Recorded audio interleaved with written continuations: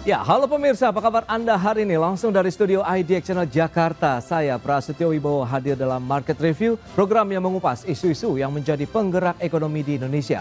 Live streaming kami bisa Anda saksikan juga di idxchannel.com dan langsung saja kita mulai Market Review selengkapnya.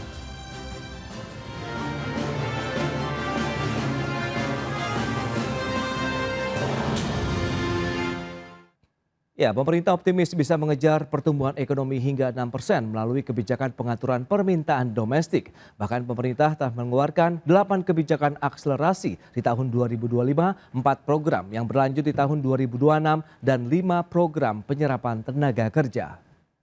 Ekonomi kita amat dipengaruhi global, tapi kita nggak usah terlalu takut. Domestic demand kita memberi kontribusi 90% terhadap ekonomi kita. Selama kita bisa memanage domestic demand dengan kebijakan fiskal dan domestik yang pas, kita bisa tumbuh cukup baik, mungkin di atas 6 sampai 6,5%. Dengan reformasi sedikit, manufacturing diperbaiki dan lain-lain, 7-8 sudah kelihatan di ujung sana. Demikian pernyataan optimis Menteri Keuangan Purbayayudi Sadewa saat menghadiri acara Great Lecture di Jakarta terkait dengan arah kebijakan dan pertumbuhan ekonomi Indonesia ke depan. Purbaya menekankan fungsi anggaran dalam menciptakan pertumbuhan ekonomi melalui kegiatan pembangunan. Sementara itu, Menteri Koordinator Bidang Perekonomian Erlangga Hartarto merilis 8 kebijakan akselerasi di tahun 2025, 4 program yang berlanjut di tahun 2026, dan 5 program penyerapan tenaga kerja. Pemerintah juga akan membuat tim khusus yang bertugas untuk mengawasi kinerja belanja di kementerian dan lembaga negara lainnya, sehingga dampak terhadap ekonomi bisa lebih maksimal. Dan rapat dengan Pak Presiden tadi membahas terkait dengan kebijakan yang akan diambil, yang kita beri nama program paket ekonomi di tahun 2025 ini, yang terdiri dari 8 program akselerasi di 2025, 4 program yang dilanjutkan di 2026, dan 5 program yang terkait dengan andalan pemerintah untuk penyerapan tenaga kerja. Berbagai sumber, IDX Channel.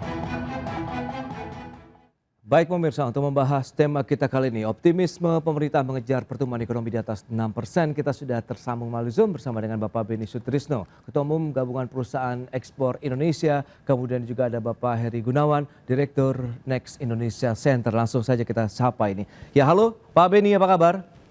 Alhamdulillah, baik Mas. Baik, terima kasih juga atas waktu yang disempatkan. Pak Heri, apa kabar Bapak? Baik, Mas Pras.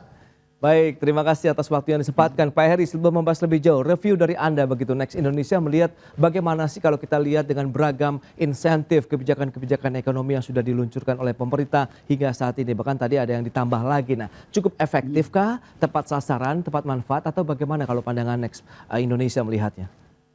Ya, kalau kami melihat bahwa kebijakan pemerintah yang dilakukan dalam bentuk paket itu, paket 845 itu kan adalah upaya pemerintah menciptakan atau mengakselerasi tingkat permintaan atau demand gitu ya. Jadi kalau stimulus itu diberikan untuk masyarakat atau rumah tangga, itu kan artinya pemerintah berupaya membekali daya beli masyarakat. Nah, ketika daya beli masyarakat itu bergerak atau bergairah, itu sektor usaha juga akan meningkatkan produksi untuk menambah supply gitu. Nah, atau penawaran barang dan jasa. Nah, dengan demikian ekonomi itu akan berputar gitu. Kredit mengucur, kemudian tenaga kerja juga terserap. Nah, makanya kemudian pemerintah juga menyediakan stimulus yang berupa 200 triliun itu. Jadi kalau ini memang tidak bisa dilihat secara parsial. Kalau dilihat secara parsial, ini semuanya punya risiko tinggi gitu ya. Tapi karena ini menjadi satu kesatuan paket kebijakan ekonomi, tingkat permintaannya kemudian didorong oleh pemerintah, kemudian untuk dari sisi supply juga pemerintah menyediakan stimulus. Nah, kebijakan-kebijakan ini akan berpotensi menurut saya akan menggerakkan perekonomian. Karena terutama tadi adanya kenaikan tingkat permintaan. Nah, ini yang sedang coba didorong oleh pemerintah. Oke, itu dia ya.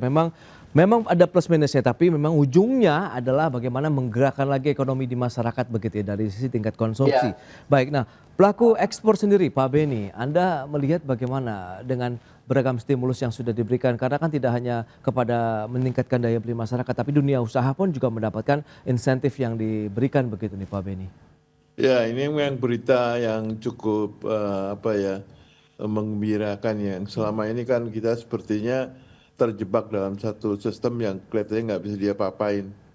Saya kira sekarang tinggal pemainnya yaitu lembaga pembiayaannya yang harus punya inisiatif dan kreatif bagaimana membiayai usaha-usaha ekspor ini.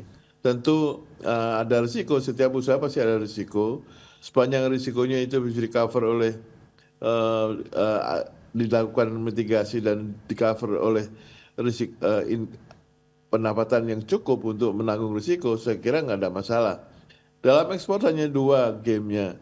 Satu pertama adalah tentu kita udah banyak lah perjanjian dagang bebas kita ya. Tapi kedua kita punya lembaga yang resmi yaitu lembaga pembiayaan ekspor Indonesia. Itu tujuannya membiayai ekspor Indonesia. Dan kedua kita punya asuransi ekspor Indonesia ASEI. Itu bagian daripada yang mengcover asuransi apabila terjadi risiko kegagalan pembayaran dari pembeli. Sebenarnya dua lembaga itu udah punya, cuma masalahnya powernya masih kecil dan harusnya itu dijadikan satu lokomotif oleh pemerintah untuk mendorong ekspor. Tentu dengan terdorongnya ekspor itu akan indirectly akan mendapatkan impact yaitu lapangan kerja bertambah ya.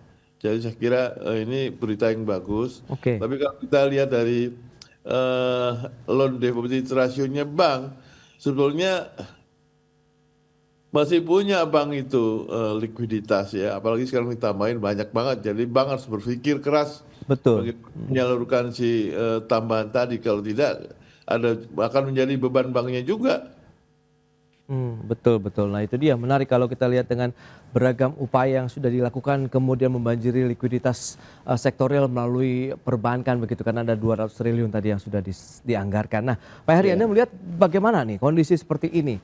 Secepat apa yang harus segera dilakukan, segera digelontorkan? Kalau tadi eksportir berharap memang dari sisi pembiayaan, kemudian ada lembaga pembiayaan, ada asuransi pembiayaan untuk kegiatan ekspor ini diperkuat begitu. Dari sisi mungkin bagaimana keputusan-keputusan yang mereka bisa ambil, kesempatan mereka untuk bisa menyalurkan lebih banyak lagi begitu dana-dana untuk kegiatan ekspor ataupun dunia usaha di Indonesia begitu Pak Heri. Ya, betul. Tadi disampaikan oleh Pak Ben itu bahwa space likuiditas perbankan itu masih sangat leluasa. Karena sampai hari ini di data terakhir yang dikeluarkan oleh OJK, itu loan to deposit ratio itu masih di bawah 90%. Artinya space itu masih sangat lebar. Kemudian ditambah lagi dengan dana suntikan stimulus dari pemerintah itu 200 triliun. Nah, karenanya menurut saya ini waktunya perbankan itu juga tadi kata Pak Ben itu kan yang paling penting dia memitigasi risiko atau paling tidak dia tidak rugi. Kan ibaratnya gini, kalau kita menjual secara retail, oke lah ambil untungnya kecil, tapi kan yang paling penting volumenya besar. Begitu juga dengan kredit, NIM-nya itu jangan terlalu lebar. Artinya gitu jangan kenakan suku bunga kepada sektor usaha terlalu tinggi karena ada dana murah yang terlalu banyak yang diberikan ke bank. Nah, persempit NIM itu yang penting dia tidak rugi, nah kemudian ada marginnya kecil saja sehingga ekonomi bergerak dan pada akhirnya semuanya akan kembali ke perbankan gitu. Oke. Nah, karena kemudian dunia usaha mampu membayar kredit dengan baik. Kalau kita lihat sekarang NPL bank itu di perbankan itu kan sekarang masih di bawah 2,5%. Nah ini artinya dunia usaha itu masih punya kemampuan yang tinggi untuk membayar kewajibannya. Nah dengan track record seperti ini seharusnya perbankan itu bisa menggelontorkan kredit-kredit dengan suku bunga yang lebih rendah dari biasanya gitu. Oke. Sehingga ekonomi bergerak gitu. Ya itu dia. Lantas kalau kita bicara dengan optimisme pemerintah untuk mengejar target pertumbuhan 6%, apa saja yang harus dikejar? Kemudian strateginya perlu adakah bauran-bauran lagi kebijakan fiskal moneter? Mengingat kalau bicara mengenai pembiayaan kan suku bunga pinjaman ini menjadi yang sangat krusial. Kita akan bahas nanti di segmen berikutnya Pak Beni dan Pak Heri, kita akan jeda dulu sebentar ya. Dan pemirsa kami akan segera kembali usai pariwara berikut ini.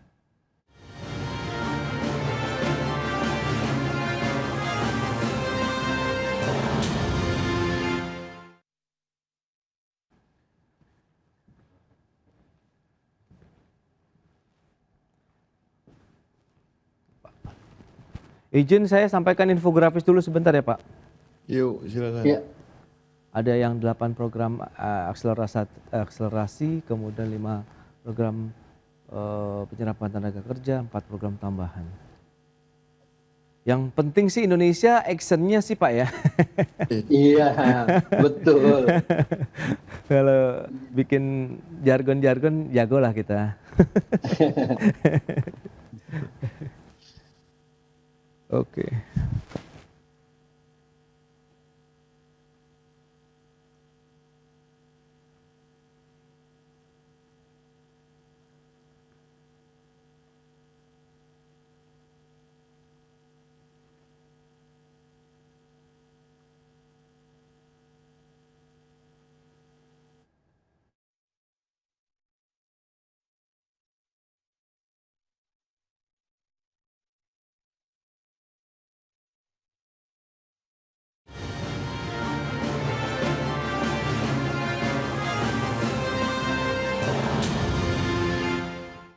Ya, terima kasih Anda masih bergabung bersama kami dalam Market Review, pemirsa. Dan berikut ini kami sampaikan data untuk Anda terkait dengan 8 program ekonomi akselerasi yang sudah dirilis oleh pemerintah tadi oleh Pak Airlangga Hartarto. Apa saja? Ini dia datanya.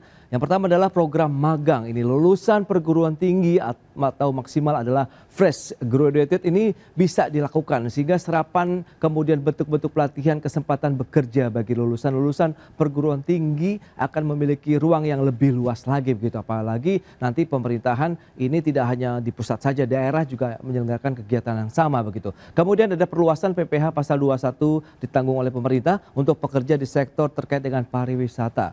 Nah itu dia, kemudian ada beberapa di antaranya program manfaat layanan tambahan untuk perumahan BPJS Ketenagakerjaan, kemudian ada program padat karya tunai, cash for work, Kementerian Perhubungan dan juga Kementerian PU, ada juga deregulasi implementasi PP 28 2025, ada juga program perkotaan pilot project DKI Jakarta terkait dengan perbaikan kualitas pemukiman dan penyediaan platform pemasaran dan gigs UMKM. Itu dia beberapa hal dari 8 program akselerasi. Nah, selanjutnya ada program ekonomi yang dilanjutkan. Nah, ini kita akan cermati bersama, begitu berarti untuk program yang lebih jangka panjang lagi ada perpanjangan jangka waktu PPh final 0,5% bagi wajib pajak UMKM tahun 2026 serta penyesuaian penerima PPh final 0,5% bagi wajib pajak UMKM. Ada juga perpanjangan PPh 21 DTP untuk pekerja di sektor terkait dengan pariwisata, PPh pasal 21 DTP untuk pekerja di industri padat karya, kemudian juga ada program diskon lurahan iuran JKK, kemudian JKM untuk semua penerima bukan penerima upah, itu dia. Selanjutnya ada 5 program penyerapan tenaga kerja. Nah ini nih menarik untuk dicermati begitu. Apa saja? Ada operasional KDKMP, Koperasi Desa Kelurahan Merah Putih. Replanting di perkebunan rakyat, kemudian di Kampung Nelayan Merah Putih, revitalisasi tambak pantura, modernisasi kapal nelayan. Ini dia sektor-sektor yang diharapkan bisa menyerap tenaga kerja lebih banyak, meskipun kita tahu ya beberapa sektornya adalah sektor-sektor yang berkaitan dengan perkebunan, kemudian ada pertanian dan juga tambak. Kita akan bahas lebih jauh tentunya dengan beberapa data yang tadi sudah disampaikan dengan narasumber kita Pak Beni Sutrisno, kemudian juga Bapak Heri Gunawan.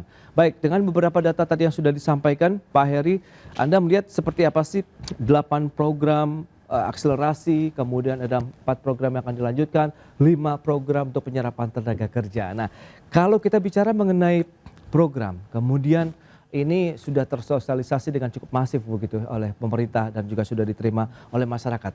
Bagaimana nextnya yang mungkin bisa kita elaborasi lebih jauh begitu, Pak Heri? Ya, Pak, itu kan yang tadi disampaikan adalah paket kebijakan yang kemarin diluncurkan oleh Pak Menko Perekonomian Airlangga Hartarto ya. Iya. Nah, menurut saya kebijakan itu terutama itu adalah dalam rangka menciptakan demand. Misalnya gini, orang magang, lulus kuliah, dia tidak perlu sibuk itu mencari pekerjaan, sambil dia mencari kerjaan yang mapan, kemudian dia magang, dan magang ini kan dibayar oleh pemerintah. Jadi ada subsidi dari negara di situ. Nah, dengan demikian masyarakat itu akan lebih banyak yang punya income. Dan juga kemudian ada tadi PPh yang ditanggung oleh pemerintah, terutama di sektor pariwisata. Dengan demikian dana yang pajak yang seharusnya dibayarkan itu kan bisa digunakan untuk konsumsi. Nah, ini semuanya dalam rangka untuk menciptakan demand. Nah, kemudian juga dengan menciptakan demand itu sebenarnya kan pemerintah ingin mendorong aktivitas ekonomi biar lebih bergerak. Karena kan di kuartal kedua pertumbuhan ekonomi kita kalau kita lihat itu kok dari komponen belanja rumah tangga atau konsumsi rumah tangga itu tetap tumbuh baik tapi agak sedikit melambat year on year dibandingkan triwulan sebelumnya. Nah ini yang sekarang coba terus digenjot oleh pemerintah. Nah ketika demand ini semakin kuat gitu semakin tinggi, nah ini kan kemudian dunia usahanya akan semakin bergerak dengan kucuran dana yang juga ditopang oleh pemerintah melalui stimulus yang antara lain lewat 200 triliun itu. Oke. Nah kemudian ini fiskal juga harus bergerak, tapi ya alhamdulillah ya pemerintah sudah menjanjikan pada tahun 2025 dan 2026 ini yang harus kita tagih nanti bahwa tidak ada kenaikan pajak dan tidak ada pajak baru. Ya. Jadi memang pajak itu harus ada di posisi yang normal. Ini adalah intervensi fiskal gitu. Dengan demikian orang juga akan semakin ekonomi itu akan semakin bergairah. Ini sedikit gambaran aja ya. Jangan lupa Cina dan India itu menurut hasil riset kami itu mereka itu tumbuh di atas rata-rata misalnya Cina dalam 20 tahun terakhir India tumbuh rata-rata di atas 6%. Cina tumbuh rata-rata di atas 8% per tahun. Itu karena rasio investasinya dia terhadap PDB kalau Cina itu di atas 40%. India di atas 30%. Nah, Indonesia saat ini masih rata-rata 27 sampai 28%. Artinya dengan tadi sektor usaha bergerak karena permintaannya besar, tinggi, itu sektor swasta itu akan dengan suka hati untuk melakukan ekspansi. Ekspansinya misalnya dengan menambah mesin, menambah pabrik. Makanya juga ini pemerintah perlu memberikan perhatian juga pada sektor-sektor yang bersifat padat karya dan terutama berorientasi ekspor tadi. Karena sektor padat karya ini sangat penting karena kayak industri pengolahan itu adalah komponen di sektor usaha yang memberikan sumbangsi terbesar terhadap PDB. Terhadap penyerapan tenaga kerja terbesar ketiga dia.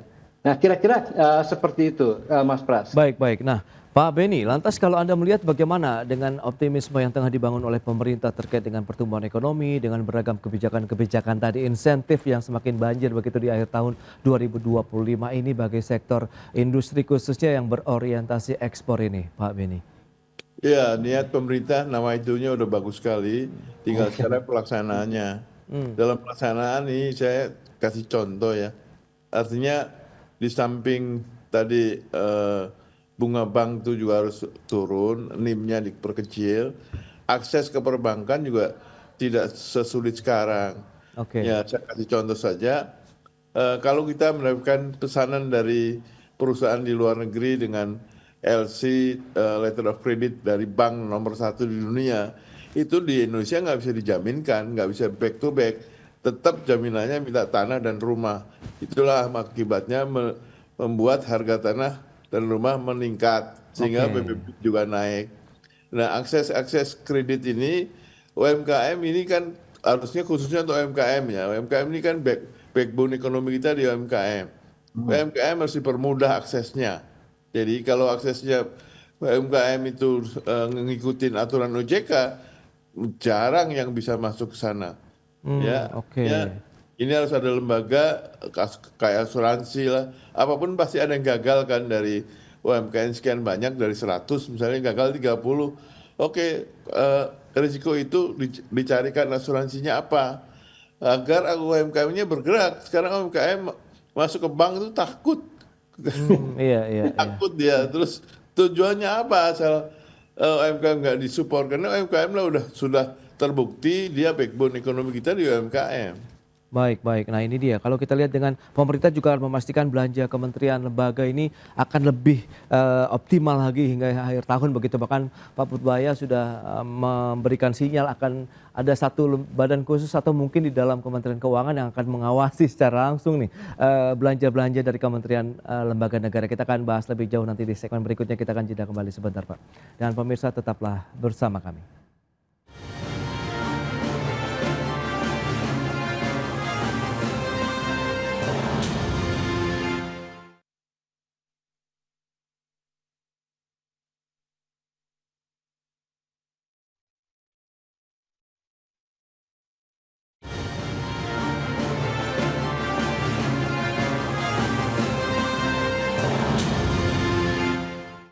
Ya, Anda masih menyaksikan Market Review, pemirsa. Kita lanjutkan kembali perbincangan bersama dengan Bapak Beni Sutrisno, Ketua Umum Gabungan Perusahaan Ekspor Indonesia, dan juga Bapak Heri Gunawan, Direktur Next Indonesia Center. Baik, kalau kita cermati dengan beberapa informasi yang sudah diberikan juga tadi oleh Pak Beni, kemudian Pak Heri, bahwa bicara mengenai insentif ini. Nah, kalau yang terkaitan langsung dengan sektor industri, khususnya eksportir ini, Pak Beni, Anda melihat ada juga kan kita tahu insentif ataupun program stimulus yang dilanjutkan begitu adalah kredit investasi padat karya nih, untuk revitalisasi mesin-mesin industri. Nah, Anda melihat ini peluang potensi seperti apa sih yang mungkin bisa kita grab lebih cepat begitu? Apakah persyaratan pembiayaan, suku bunga pinjaman ini masih cukup tinggi begitu Pak Beni selama ini? Iya, pertama memang suku pinjaman di Indonesia kan cukup tinggi ya. Itu program restrukturisasi industri padat karya itu sudah sejak lama dilakukan oleh Kementerian Perindustrian. Iya.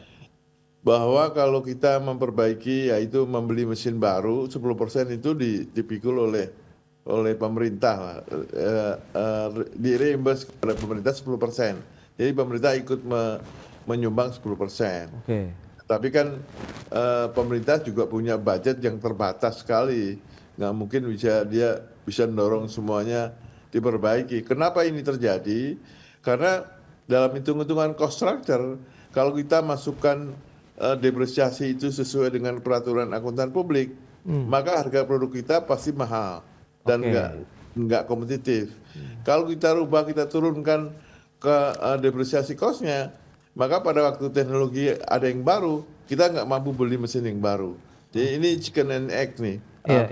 Ini belum ada yang bisa memecahkan masalah ini. Nah, kecuali ada ikut campurnya pemerintah ya.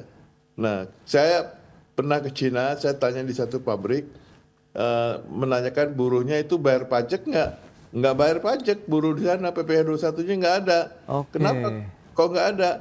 Loh, dia kan hidupnya udah bayar pajak terus. Beli odol bayar pada PPh-nya, sikat gigi ada PPh-nya, dia udah bayar pajak, Pak. Ya kan? Iya. Jadi kalau mau meningkatkan demand itu diantaranya itu. Nah, tapi kan udah rezim PPh 21 ini udah nggak bisa dirubah lagi. Memang apakah PTKP-nya dinaikkan? Ya, PTKP sekarang kan sangat limited ya. Misalnya PTKP sekarang kita kasih 10 juta satu bulan, kan lumayan. Jadi yang berpenghasilan 10 juta itu nggak akan terkena pajak gitu loh. Nah, itu dikaitkan dengan mereka sebetulnya hidupnya udah dibebani pajak, Pak. Oke, baik. Beli apa aja kan pakai pajak nih. Iya. Gitu. Ya, Pak Heri, lantas bagaimana kalau kita bicara mengenai kondisi ideal untuk membangkitkan demand? Tadi memang Menkyu juga menyatakan bahwa demand itu penting, kemudian mesin ekonomi juga harus digerakkan di sektor real, makanya likuiditas lagi dibanjiri. Tapi kalau masalah tadi, ini klise kalau kita bisa, dan klasik juga ya dari sisi pembiayaan begitu. Suku bunga dan lain-lain, persyaratan dan lain-lain, ini bagaimana Pak Heri? Apakah bisa dituntaskan? Ya. Nah, menurut saya itu gini, dalam kebijakan itu aspek teknokratis itu menjadi sangat penting. Jadi artinya gini, pemerintah tidak hanya mengatakan bahwa ini ada uang stimulus 200 triliun dan kemudian kami kirimkan ke bank umum, kan tidak sampai di situ. Nah, kemudian aspek teknokratisnya itu akan diberikan kepada siapa?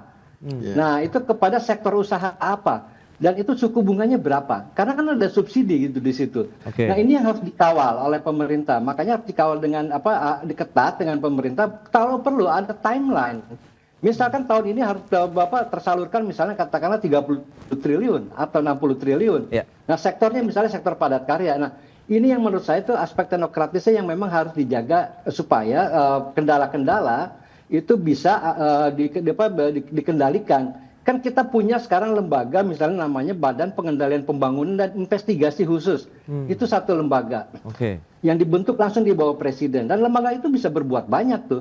Di mana nanti ada bottleneck, di situ dia melakukan debottlenecking gitu. Nah, seperti disampaikan oleh Pak Beni tadi, dia mau ekspansi. Nah, tapi masih ada kendala-kendala ketika dia mau ekspansi.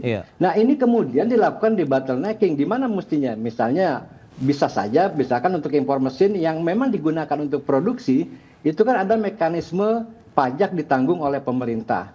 Gitu. Nah, ini bisa instrumen-instrumen fiskal ini bisa digunakan gitu, menurut saya. Baik, baik. Tapi Anda melihat seperti apa kalau lihat sektornya, industrinya begitu ya Pak Heri, yang mungkin sekarang prioritaskah atau rata saja kita sebarkan likuiditas yang tadi sudah banjir di perbankan?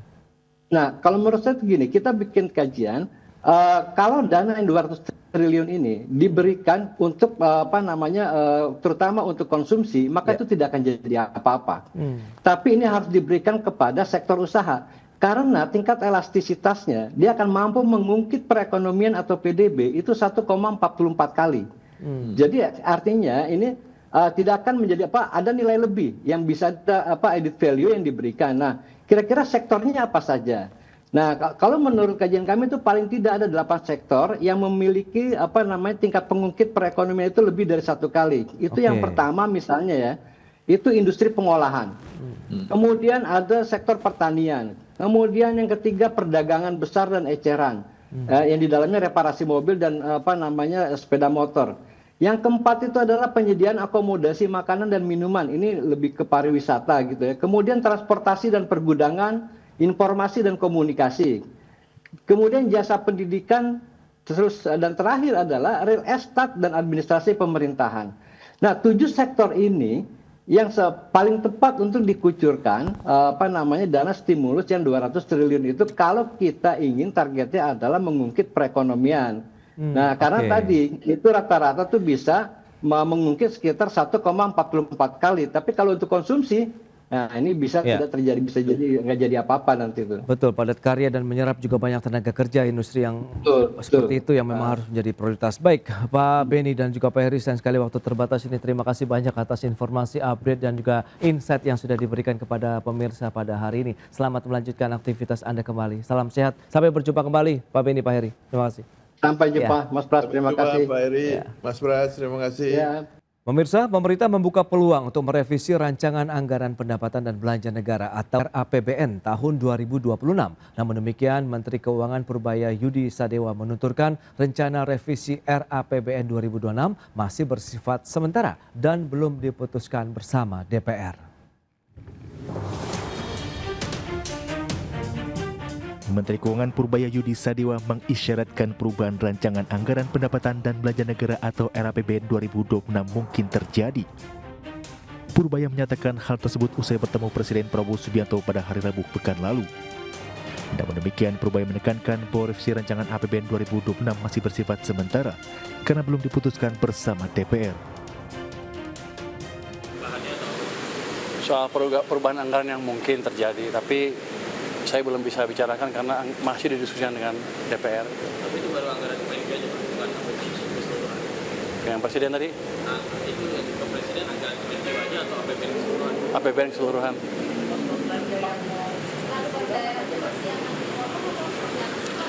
Masih didiskusikan. Nanti kalau saya ngomong duluan nggak boleh salah katanya. Masih didiskusikan.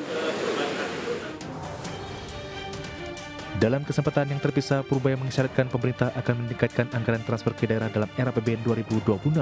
Ia menyebut pemotongan anggaran TKD menyebabkan pemerintah daerah menaikkan tarif pajak bumi dan bangunan perdesaan dan perkotaan, yang kemudian mendapat protes dari masyarakat. Mantan Ketua Dewan Komisioner Lembaga Penjamin Simpanan itu berujar pelonggaran TKD bertujuan agar keresahan di daerah bisa dikendalikan, sehingga keadaan menjadi tenang dan ekonomi bisa dibangun. Namun rencana pelonggaran TKD tersebut masih harus dibicarakan bersama DPR. Dari Jakarta, Tim Liputan, IDXino.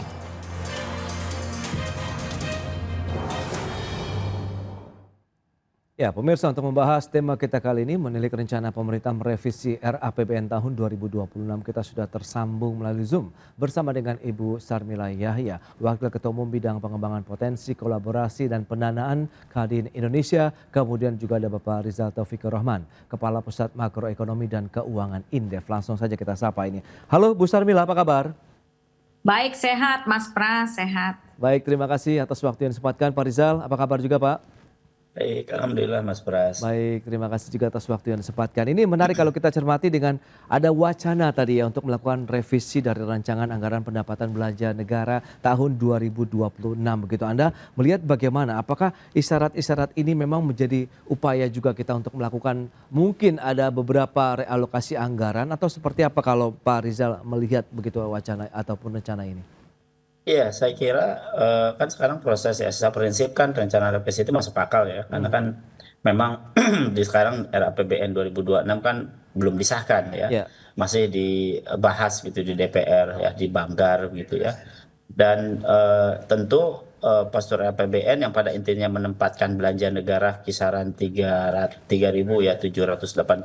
triliun dengan pendapatan 3.148 triliun dan defisit di angka 2,48% terhadap PDB memang selaras dengan Presiden ya, serta menjelaskan awal dari Menteri Keuangan saat itu Bu Sri Mulyani. Nah, tentu dengan Menteri yang baru gitu ya, arah kebijakan menekankan pada stabilitas makro ya, sekaligus juga penguatan program prioritas ya, pangan, energi ya, pertahanan serta agenda-agenda prioritas untuk kesejahteraan yang lain.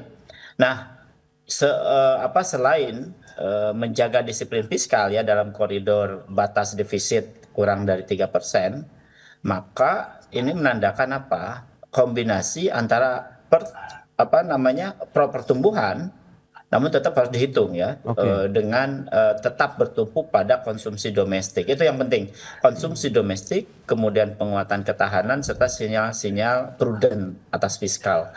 Karena kebijakan Menteri Keuangan saat ini ya, terutama di dalam memanage fiskal, tentu akan berbeda gitu dengan pengelolaan fiskal waktu Bu Sri Mulyani ya, terutama prioritas-prioritas yang ditekankan dan juga prioritas-prioritas yang akan dilakukan percepatan di tahun 2026. Baik, baik. Nah, dari pelaku usaha sendiri, kalau Bu Sarmila melihat bagaimana Bu Sarmila? Anda melihat terkait dengan alokasi belanja negara begitu yang sudah dilakukan selama ini oleh pemerintah begitu untuk mendukung dunia usaha. Apakah sudah sesuai harapan begitu? Ya, secara umum ya, APBN kita naik ya dari tahun ke tahun. Dan naiknya ini sangat hati-hati ya, pemerintah juga menaikkan APBN-nya ini, APBN secara nasional. Nah, kita melihat kenaikannya nggak terlalu signifikan ya dari tahun ke tahun, mungkin nanti IDX bisa memperlihatkan. Dari tahun ke tahun itu APBN kita biasanya kisarannya dari 3.400, 3.500 jadi 3.700. Jadi kenaikannya masih belum sesuatu yang signifikan ya. Moderat saja begitu ya? Ya, Oke. ini menurut saya untuk dunia usaha masih berimbang ya, masih kegiatan kita 5-10 tahun yang lalu sampai sekarang itu masih dalam kondisi yang seperti sekarang ini aja. Oke. Apakah butuh booster begitu misalnya Bu untuk bisa meningkatkan lagi anggaran begitu atau seperti apa? Ya, saya sepakat ya dengan ada indikasi atau ada evaluasi ya revisi anggaran APBN 2026 ini ya. Kita juga kalau nggak salah 2 bulan lalu atau kapan ya Mas, kita udah pernah membahas ya Mas Pras ya, saya ikut membahas. Nah, saya melihat saya tetap konsisten ya bahwa APBN ini nanti kalau bisa diupayakan banyak didistribusikan ke daerah-daerah sehingga geliat-geliat ekonomi di masing-masing daerah berputar gitu ya.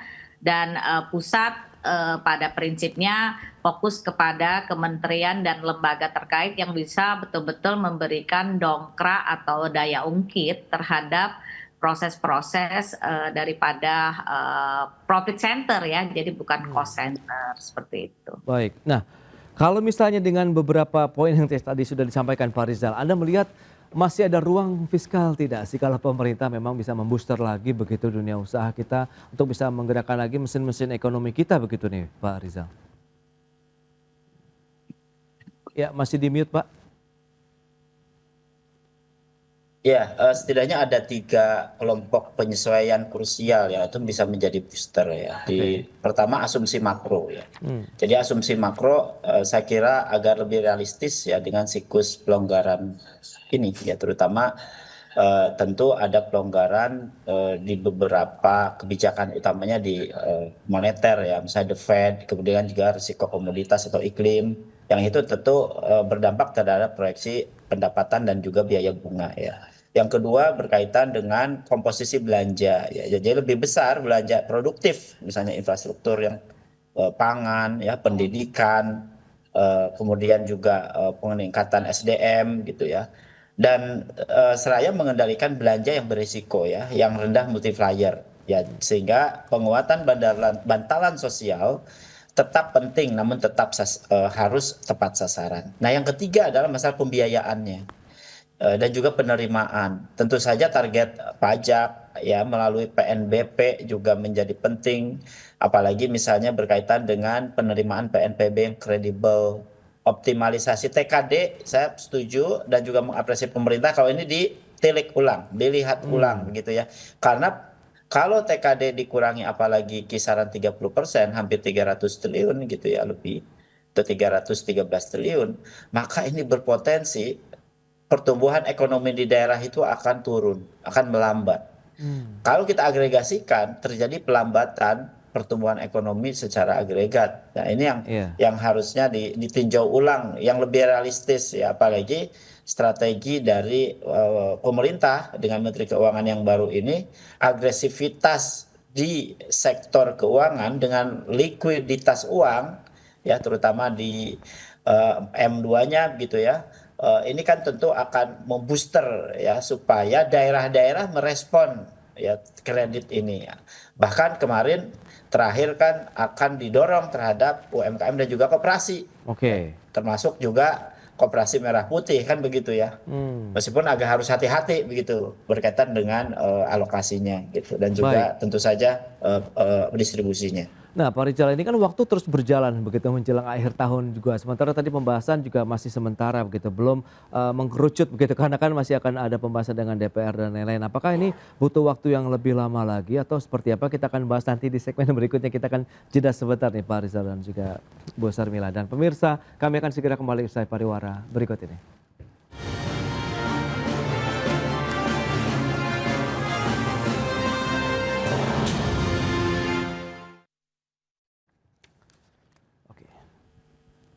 Izin saya sampaikan infografis sebentar ya Bu Sarmila ya dan juga Pak Rizal. Iya, kalau boleh peruntukan APBN-nya apa aja itu yang lalu gitu. Iya, yang penerima negara kita akan sampaikan juga nanti trennya seperti apa nih. Kemudian belanja negaranya juga. Iya, untuk apa aja gitu ya. Siap. Oke. Ini pangkalnya.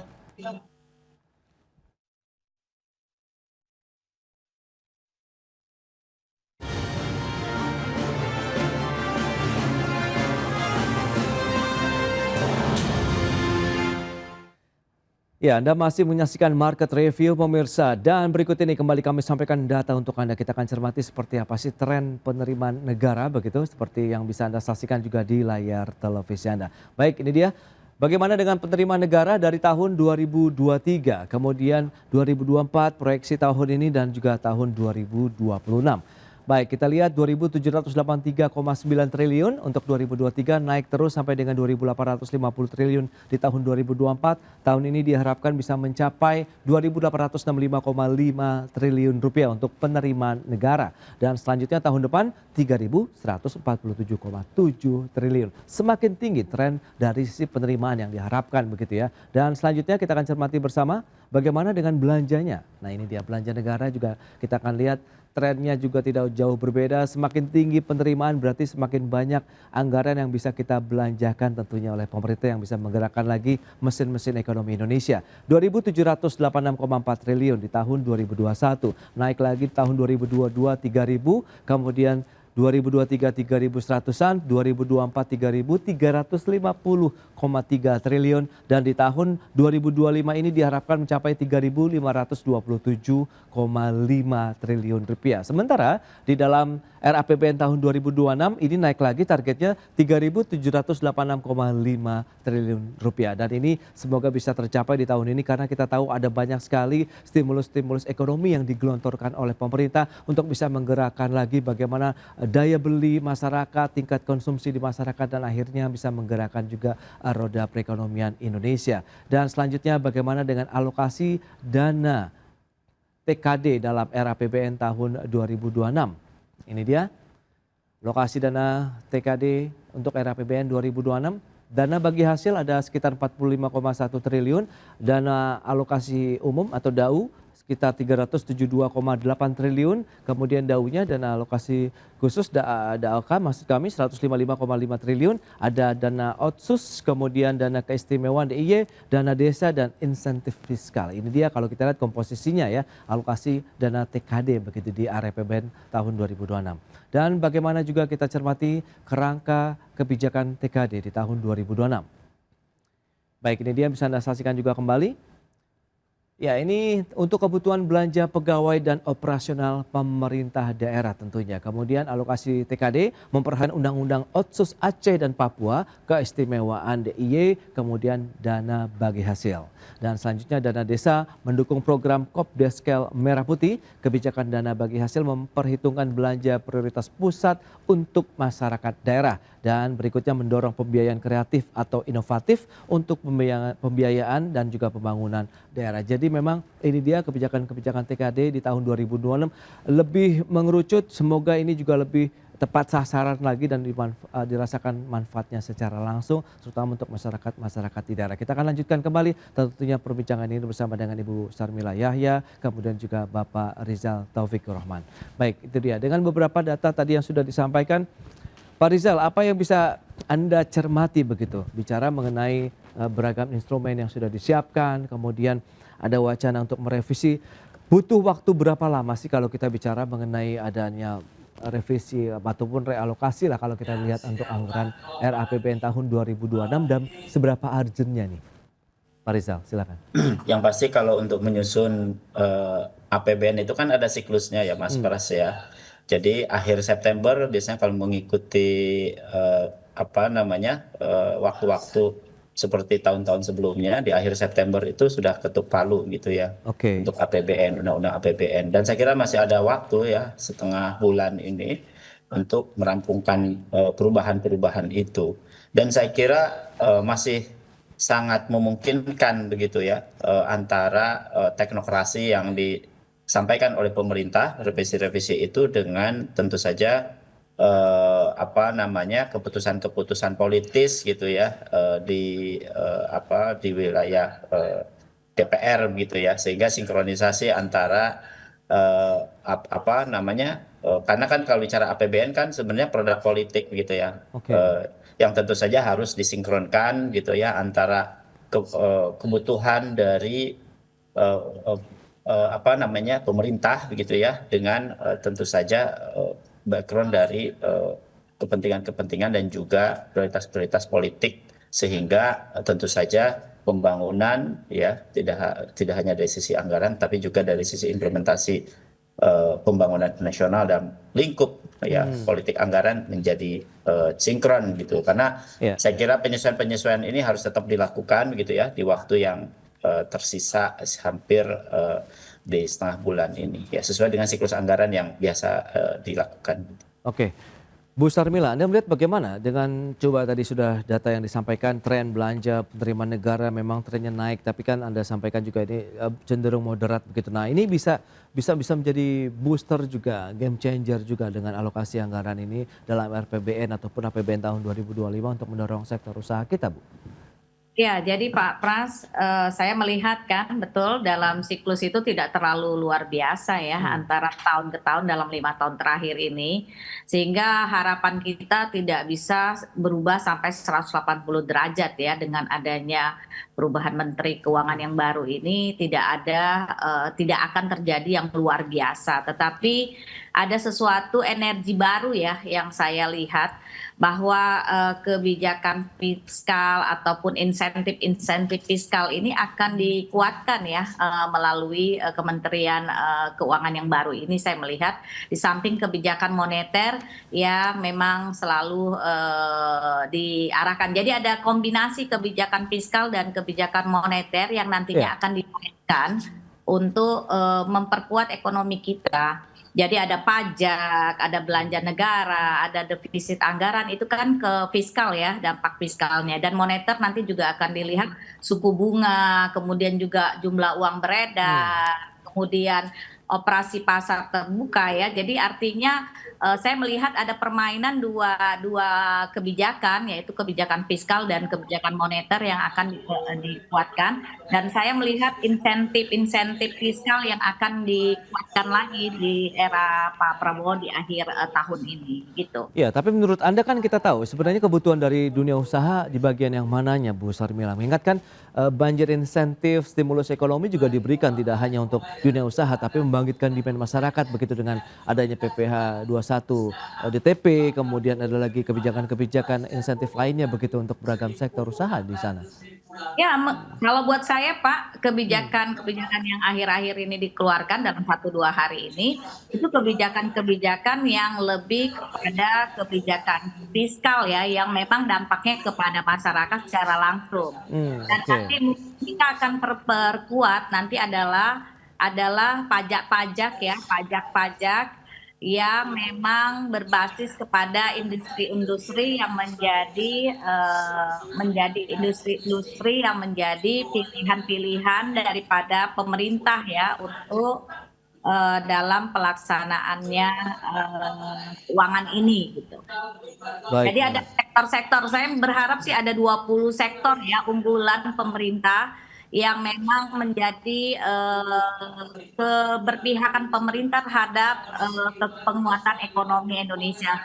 Wabil khusus kita harus masuk ke dalam substitusi impor dan kemudian meningkatkan ekspor. 2 hal itu.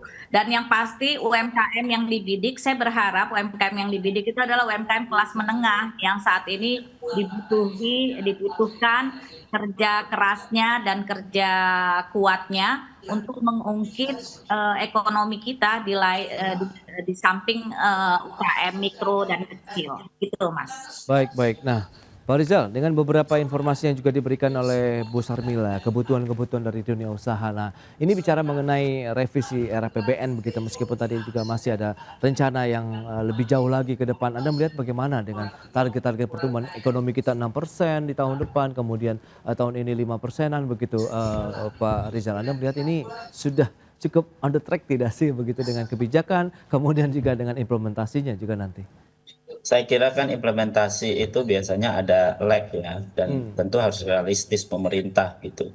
Jadi setidaknya tadi saya sampaikan ya, mungkin berkait dengan APBN atau RAPBN 2026 yang harusnya direvisi dan juga disasar adalah asumsi makro yang lebih realistis ya. 5,2 cukup realistis ya, di 2026 kalau kemudian didorong dalam implementasinya itu mungkin akan lebih dari 5,2 gitu ya.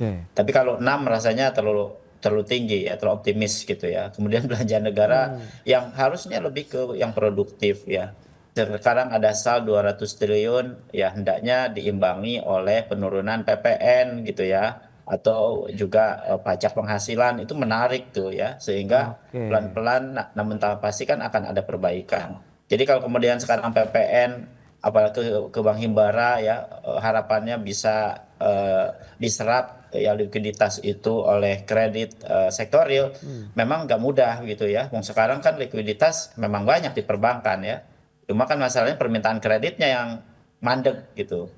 Ya ternyata karena apa pengusahanya ya, karena demandnya juga turun. Nah justru yang perbaikinya adalah demand. Nah demand itu lewat apa instrumennya? Kan biasanya kalau nggak dinaikkan upah, pajak penghasilannya bisa diturunkan atau juga pajak pertambahan nilainya diturunkan kan gitu ya, disesuaikan dengan kondisi itu. Jadi itu akan jauh lebih efektif ya ketimbang menggelontorkan duit banyak tapi kemudian idle uang itu karena tidak diserap oleh katakan sektor real. Dan saya kira para pengusaha juga tentu tidak mudah gitu ya untuk menyerap ini. Dan saya kira harus diikuti oleh kebijakan penyesuaian pajak PPN setidaknya ataupun penghasilan, syukur-syukur gitu ya. Meskipun ya di situ ada konsekuensi ya. Ada konsekuensi ya, pemerintah harus menanggung subsidi. Tapi pelan-pelan kan subsidi akan terbayarkan gitu ya di 2026 misalnya gitu. Ya, tapi cukup berani tidak pemerintah nih Pak Rizal menurut Anda kalau kita bicara insentif pajak yang diberikan begitu. Ingat kita tahu ya target penerimaan pajak kita kan juga ini masih terus kerja keras begitu untuk diwujudkan. Betul, saya kira kan pajak penghasilan itu kontribusinya atau pajak dari rumah tangga relatif lebih kecil ya dibanding dengan dari pajak perusahaan ya Mas Paras ya. Kisaran 4.000 perusahaan kalau nggak salah ya. Yang berkontribusi 2.000 atau 4.000 gitu ya, yang kontribusi langsung terhadap penerimaan pajak kita kan. Dan rumah tangga kan relatif lebih kecil ya, hampir 30%-an lah gitu. Nah, kenapa untuk menggairahkan daya beli masyarakat di sektor rumah tangga ini ya ya saya sesuaikan lah pajak penghasilan, mungkin kecil gitu ya, tetapi kan impactnya, optimisme kan naik gitu ya. Kemudian PPN juga begitu, supaya gairah para pengusaha juga naik pelan-pelan, namun pasti kredit juga lama-lama dengan suku bunga yang turun ya, Bank Indonesia sudah 3 kali dan nampaknya juga belum efektif. Begitu kalau misalnya dikurangi lagi sekali lagi, wah itu siapa tahu likuiditas juga cepat. Termasuk TKD ini ya. TKD ini juga ditinjau ulang karena daerah ini juga menggerakkan ekonomi yang cukup signifikan. Betul. Dan kalau kemudian diiringi berbarengan gitu ya, dan perhitungan kami gitu ya, ini jauh akan lebih produktif ya, yang 200 triliun untuk sektor-sektor real. Jadi mekanismenya kan tentu harus diimbangi oleh kebijakan-kebijakan yang memang bagi para pengusaha bergairah. Dan lagi-lagi kan ada rencana misalnya 200T itu salah satunya untuk UMKM. Waktu Bu Sri Mulyani kan 16 triliun ya. Sekarang digelontorkan misalnya lebih dari itu. Namun kalau koperasi merah putih harus hati-hati kan, tidak ada track record katakan atau portofolio kan, masih baru soalnya kan gitu ya portofolio usahanya. Saya kira mesti diajak pengusaha-pengusaha di level menengah gitu ya, UMKM itu, dan juga pengusaha-pengusaha besar dipartnerkan ya, dikawinkan begitu ya. Kemudian diajak juga koperasi gitu. Jadi koperasi juga nggak bisa berdiri sendiri Mas Pras gitu ya. Betul. Apalagi dan bagaimana partnership antara koperasi, UMKM dan juga investor besar yang notabene harus inline semuanya. Jadi uang itu baru akan bergulir gitu. Itu dia. Sehingga para pengusaha juga akan terus bergairah ya dan optimis gitu, dan terutama sektor-sektor penyerap tenaga kerja itu dia. Semoga revisi RAPBN ini memberikan juga hasil yang optimal begitu ya, bagaimana alokasi anggaran bisa menggerakkan dana transfer ke daerah, misalnya TKD tadi yang diharapkan bisa menggerakkan ekonomi di daerah, kemudian bagaimana kebijakan-kebijakan insentif fiskal yang sudah diberikan kalau bisa dielaborasikan dengan kebijakan moneter begitu, sehingga daya dorongnya lebih kuat lagi begitu ya untuk menumbuhkan demand dan juga daya beli masyarakat, dan juga akhirnya produktivitas dunia usaha juga akan bergerak tentu dengan sendirinya kalau memang ada demand yang tinggi di masyarakat. Baik, Pak Rizal kemudian Bu Sarimila, terima kasih banyak atas informasi, update dan juga insight yang sudah diberikan kepada pemirsa pada hari ini. Mohon maaf ini waktu terbatas, terima kasih, sampai berjumpa kembali, salam sehat. Pak Rizal, Bu Sarimila, terima kasih. Sama-sama Mas Pras, salam sehat. Baik pemirsa, jangan beranjak dari tempat Anda, dan pemirsa 1 jam sudah saya menemani Anda dalam Market Review. Perbaharui terus informasi Anda hanya di IDX Channel, your trustworthy and comprehensive investment reference. Karena urusan masa depan harus terdepan, aku investor saham. Saya Prasetyo Wibowo beserta seluruh kerabat kerja yang bertugas pamit undur diri. Terima kasih, sampai jumpa.